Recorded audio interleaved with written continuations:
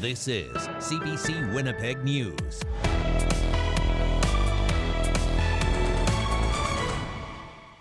Good evening. Thank you for joining us. Janet is away. The use of artificial intelligence is evolving rapidly, and that is posing a challenge for some institutions, including the courts. Here in Manitoba, a Chief Justice is taking a stance on the use of AI by lawyers. And as Josh Crabb reports, there's concern about reliability and accuracy of the information it generates. This is ChatGPT, a generative artificial intelligence tool capable of composing songs, poems, and essays using information inputted by humans. But Manitoba Bar Association President Tanya Keller says it's posing an ethical dilemma for one of society's highest authorities, the courts. As helpful as it could be, it's not necessarily always going to be accurate. The growing popularity of AI prompted Manitoba Court of King's Bench Chief Justice Glenn Joyal to issue a directive. In it, Joyal says there are legitimate concerns about the reliability and accuracy of the information generated from the use of artificial intelligence. To address these concerns, when artificial intelligence has been used in the preparation of materials filed with the court, the materials must indicate how artificial intelligence was used. Chris Gamby with the Criminal Defense Lawyers Association of Manitoba says the policy makes sense. It has great potential. It also has the possibility of having a number of drawbacks. The Criminal Defense Lawyers Association of Manitoba isn't aware of artificial intelligence being used in court here, but earlier this month, a New York federal judge fined two lawyers $5,000 for using AI. Their submission contained references to other legal cases which don't exist. That case was a red flag for the Manitoba Law Society, the provincial regulatory body. Its CEO, Leah Kozakowski, says the new rule is understandable. Lawyers all have professional ethical obligations, and they have an obligation to be competent, and that includes to be competent in the use of technology. There are also privacy concerns, according to University of Waterloo computer science professor Maura Grossman, if lawyers enter your confidential information. So, no, a lawyer shouldn't be doing that. Keller, who represents 1,600 legal professionals, sees that as one of the main barriers to using AI in law. Josh Crabb, CBC News, Winnipeg. A Dauphin family is devastated after a man charged in a fatal drunk driving crash that killed two young girls was found not guilty.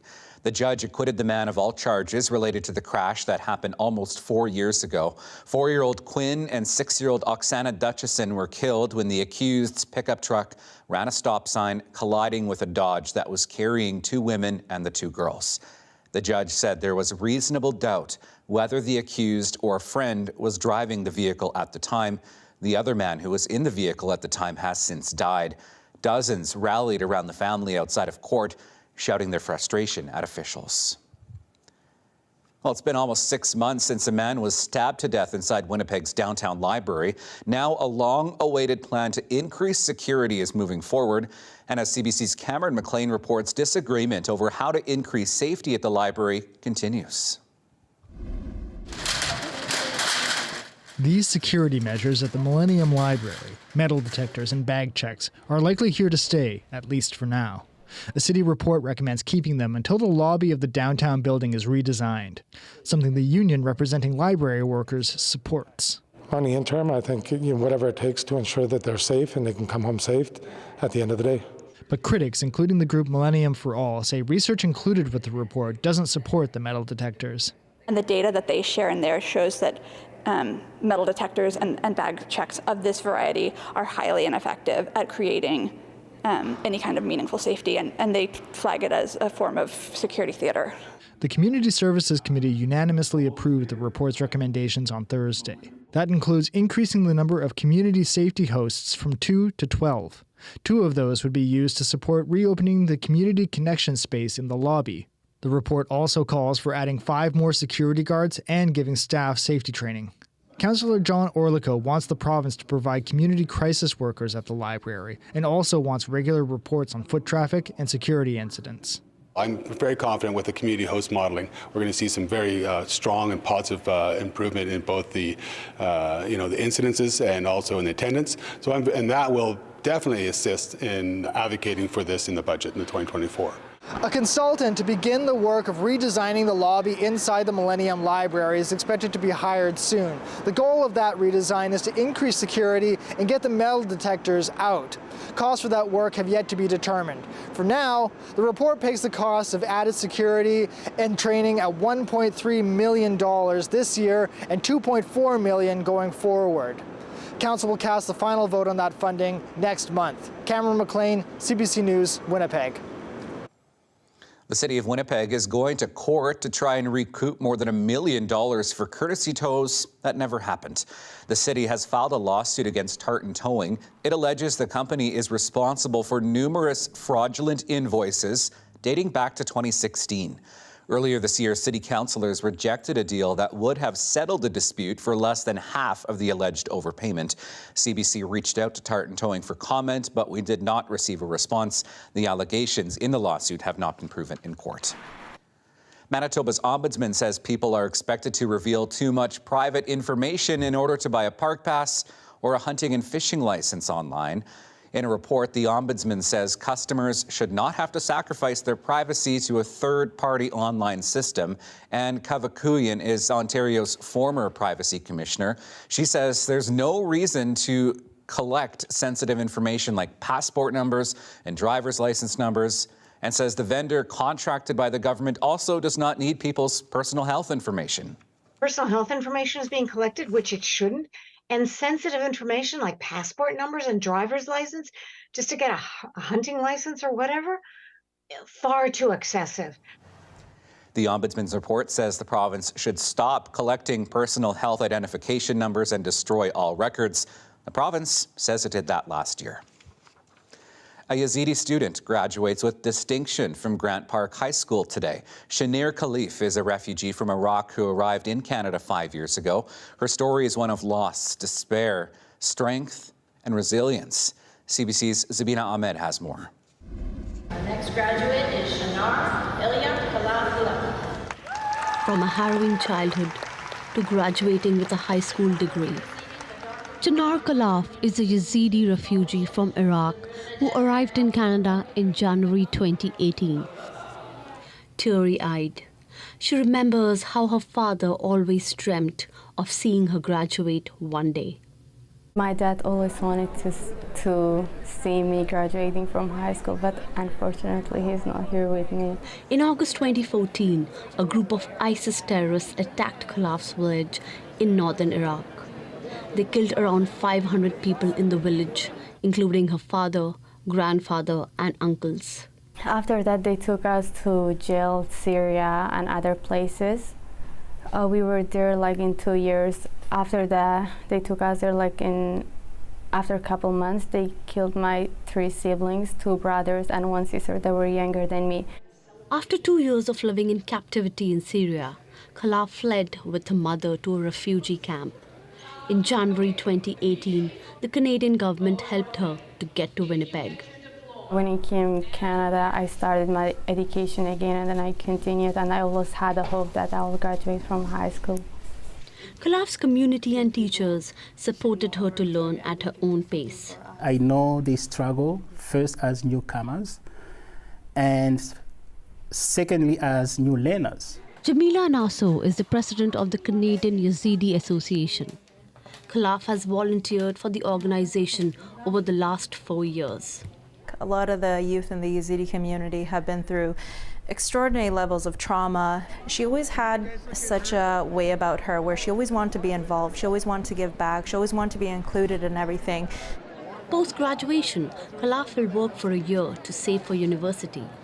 My graduation is a big honor for me. I always dreamed of this day and to be graduated from high school and to continue my education. We faced a lot of challenges in our lives, but we did not give up hope. With that resilient spirit, Khalaf hopes to pursue human rights courses and one day advocate for her community. Zabina Ahmed, CBC News, Winnipeg.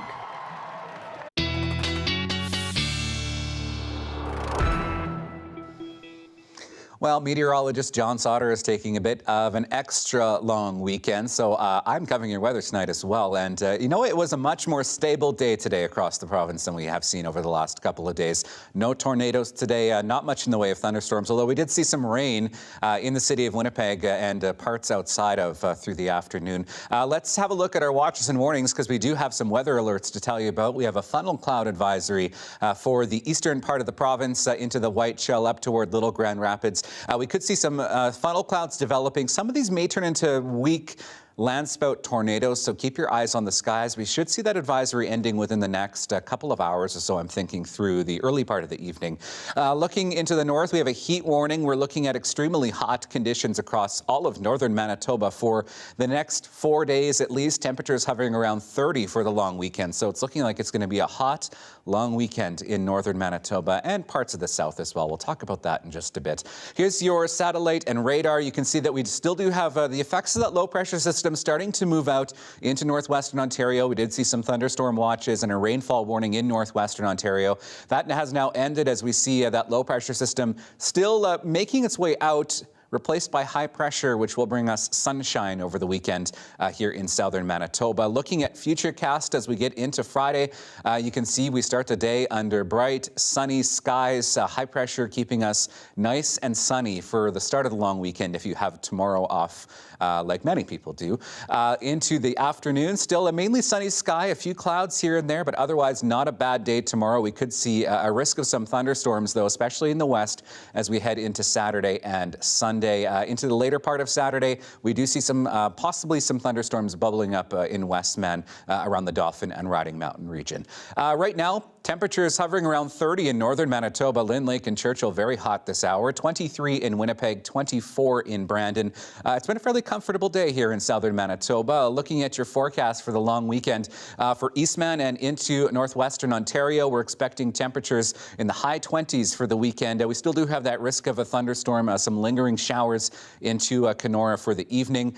For the Lake Winnipeg region, we're expecting mainly sunny skies. Could see a rumble of thunder, especially on the east side of Lake Winnipeg tonight into the early part of tomorrow. For Westman, I know that we do have Dauphin's Country Fest happening, and we do have maybe some showers through the weekend and into northern Manitoba. Nice hot conditions, 31 degrees on Friday, and maybe some showers for the weekend. I will have your 7-day forecast coming up. Well, the long weekend is just about here, and the weather looks good for a camping trip. Well, if you're new at this or you're an expert, there's always some tips and tricks to pick up along the way to make your next adventure a blast. Marjorie Dowhouse recently sat down with the Happy Camper to find out more. Summer is here, and it also means that it's camping season. Now, whether you're an experienced camper who's gone out in the backcountry, or you're pitching a tent for the very first time, my next guest has some tips to make your next outdoor adventure fun and exciting. Kevin Callan is an outdoor educator and author of the book, Another Bend in the River, The Happy Camper's Memoir. He joins us from Bridge, North Ontario. Kevin, how do you get someone who has maybe never camped before enthusiastic about heading out for the first time? I would say the most important thing, well, first of all, a sense of humor. Kevin, I like that. That's a really good point. Number one, I think, is they overexcel themselves the very first trip. And probably it's because some person that believes that they should overexcel themselves takes them out, and they hate camping. They hate it. And that's the worst mistake you can ever make. I'm the happy camper. I thrive. I don't survive out there, right? So make sure they enjoy their very first trip, or you enjoy your very first trip, and you want to keep going back. We don't want to overpack. We don't want to underpack. What are some of the important things that we should be bringing with us when we do go on a camping trip? It's just bulk. A lot of people just bring too much stuff. So if you use these compression sacks and make your sleeping bag, that's a really good quality sleeping bag, but it's so small, and the smaller it is, the better, right? So your clothes, people bring way too many clothes, so put them in a compression sack and make them smaller. Get your pillow, obviously bring a pillow, right? But put it in a compression sack. Those will save you so much more room for all the good things, like your wine and whiskey and things like that. What are some of the unspoken rules, or maybe some of the etiquette around camping? People say hello to people. I can't believe this. My dad always taught me, you always say hello to someone in the bush because they might have to save you one day. And that happened to me a few years ago. Kevin, what are some tips that you have if parents want to be taking out their kids for the first time? Do not wait until they're a pre-teenager. They will not go with you when they're a pre-teenager. They become aliens, right? My daughter, when she turned 14, well, it's not cool to be with your dad anymore, right? So before that, she went on endless canoe trips, endless camping trips, and even in the front country, and just loved nature because she reconnected to it. We all are born from wilderness. We all are connecting to it. We just need time out there to familiar ourselves with it. Make them part of the trip, the journey. Do not guide them. Be the camp counselor and make sure that they carry a pack, or they make the mac and cheese around the campfire, or they toast marshmallows. And they'll actually really enjoy the trip more because they're part of it. Thanks, Kevin. That's Kevin Callan, an outdoor enthusiast and author, AKA the Happy Camper. So whether you're a beginner at this or a seasoned veteran, some great tips from Kevin there to make your camping season fun, safe, and enjoyable. Well, hard to think about hockey when we're seeing weather like this, but a hockey camp was held in Winnipeg yesterday for kids who are blind or partially sighted. The goal is to get them out on the ice and introduce them to the sport of blind hockey. It uses a modified puck. It's bigger. It makes sound. Players can have vision that ranges from legally blind to completely blind. There are currently 15 blind hockey programs across the country, and the sport is growing. I was at the Carnegie Initiative Conference, and they were hosting a blind hockey tournament, and it was the first time I had been exposed to the game, and it amazed me that this sport existed, and I wanted to make sure that we got involved with it back in Winnipeg. For me, it was the only para sport that I wanted to try and enjoyed, and I think it's a good way and it's an inclusive way to get everyone on the ice. You know, each time we do it, we are getting more participants, so it's great to see that it is growing. There's a few adaptations, like our puck is 3 times the size and it's made of steel with ball bearings inside. Our nets are a foot shorter, so the goalies can position themselves better. It is a big enough sport that there are, tournaments that happen, and so kind of my aspirations is that we grow this game and in Winnipeg, and then eventually potentially have a team from Winnipeg that can go and compete in other regions. Still ahead for us tonight, the Assembly of First Nations is in need of a new national leader. Roseanne Archibald was ousted yesterday. We'll have reaction next.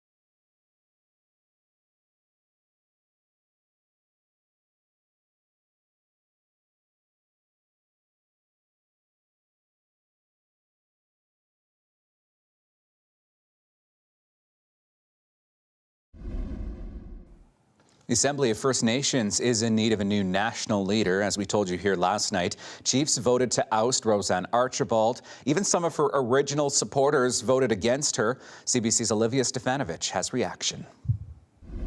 Once a staunch supporter of Roseanne Archibald, Judith Sayers says she tried to stand by the first female national chief, welcoming Archibald to her territory several times, until there came a moment she couldn't any longer. We knew things just weren't going to change with her.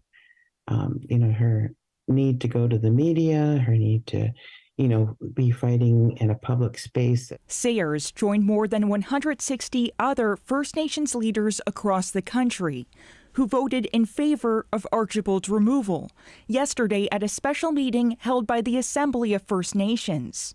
This isn't a gender thing. This is about a leader thing. This is about, the highest office in the land for First Nations, and the person having the credibility and the high standards that we need in a leader. The turning point for Sayers came after a workplace investigation concluded Archibald harassed and retaliated against AFN staff, the majority women, including the National Advocacy Organization's former CEO and 4 senior members of Archibald's office. My initial reaction was one of disappointment. Dr. Kathy Martin urged chiefs to give Archibald another chance. What I was hoping for is that there could have been some other kind of, rather than going that process, maybe some sort of reconciliation, some remediation, some more restorative justice healing circles. The now former national chief rejected the findings of the workplace investigation, calling it a smear campaign designed to distract from her campaign for a forensic audit. It was a tough decision, okay? But frankly, it was the only decision we had. This regional chief says the reputation of the most prominent First Nations organization is tarnished, and morale within the AFN at an all-time low. The AFN will elect a new national chief in December, someone who many hope will be able to heal divisions within the fractured organization. Olivia Stefanovic, CBC News, Ottawa. Well, there's new information tonight about the knife attack at Ontario's University of Waterloo yesterday. 3 people were wounded. Police believe the stabbings were hate-motivated and targeted a gender studies class. We're being careful, but also quite direct, and we believe this was a targeted, specific attack related to gender expression and gender identity. A 24-year-old former student has been arrested and faces multiple charges. The stabbing sent a 38-year-old professor and 2 students to hospital with serious but non-life-threatening injuries. About 40 students were in the classroom at the time. A memorial march was held near Paris today for a teen boy of North African descent who was shot dead by police. Participants demanded justice for the 17-year-old who died Tuesday during a traffic stop.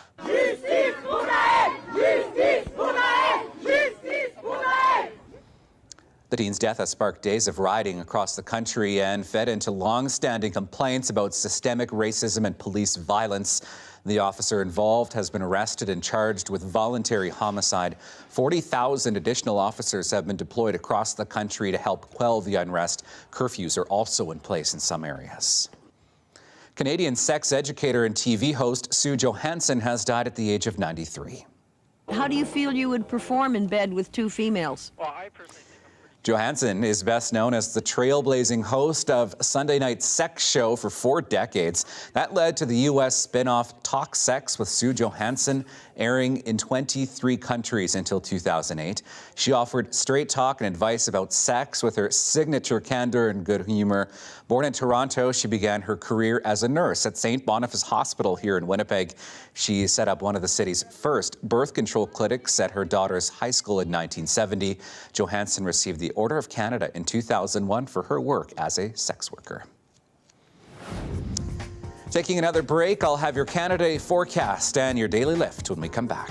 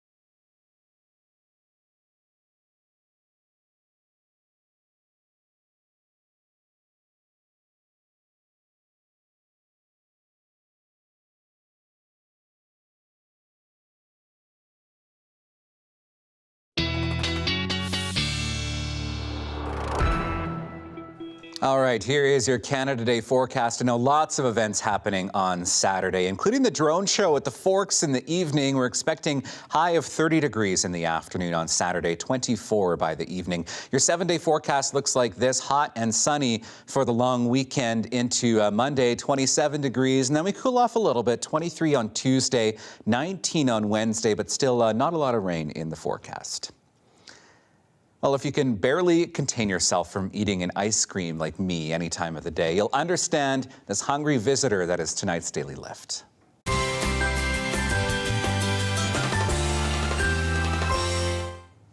Well, it was an early morning wake-up call like no other. A couple in Whitehorse were shocked to find a bear rambling through their kitchen.